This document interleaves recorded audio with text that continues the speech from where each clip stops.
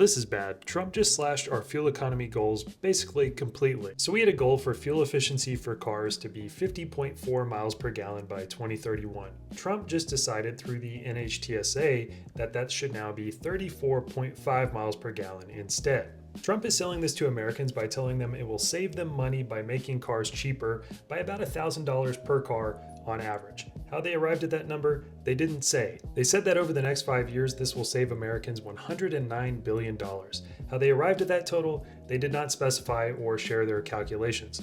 But I did my own calculations, and I know that this will cost Americans a lot more than that. See, the lower fuel efficiency means that Americans are going to be footing the bill for the extra gas that they need to get around. If we assume that gas is $3 per gallon for the next 5 years, and the average American drives about 13,500 miles per year, and 1 million cars do that, the difference in cost between 34.5 miles per gallon and 50.4 miles per gallon is $1.851 billion in extra spending on gas. And on the low end, about 15.5 million cars are sold in the US every single year, which would equate to an extra $28 billion spent on gas every year. So over the course of 5 years, that would add up to about $140 billion in extra spending on gas under these new efficiency rules, paid for by the American people, which is way more than the savings of $109 billion that Trump is promising. Heavily sandbagging these numbers, that was the low end of car sales, and it's assuming that the cost of gas will never go above $3 per gallon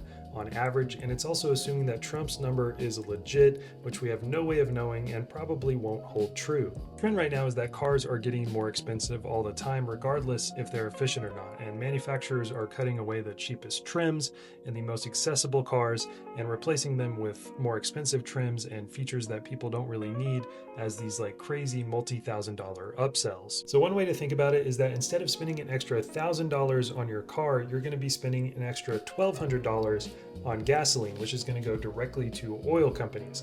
If you had spent it on your car, you would have gotten to keep some of it. Yes, cars are depreciating assets, but they still have equity, and you would have gotten to keep a percentage of that $1,000. Now, don't get me wrong, cars should be cheaper. Cheaper cars are great. When you have a cheaper car, you're usually spending less on insurance, you're spending less on maintenance, you're financing less, which means you're spending less on interest, but this is not how we get to cheaper cars. The thing is, companies are greedy and competitive, and incentives are a good way to target that greed and competition in the right direction. When companies are all competing to make their cars the most efficient, they're inventing new technologies. They're making older technology cheaper and more accessible, and easier to repair and easier to mass produce. And the cost of these hybrid systems comes down and becomes more accessible and more efficient over time. It's great. But make no mistake, these changes are not going to save Americans money. These changes are designed to directly redistribute hundreds of billions of dollars to oil companies over the next 5, 10, 15 years.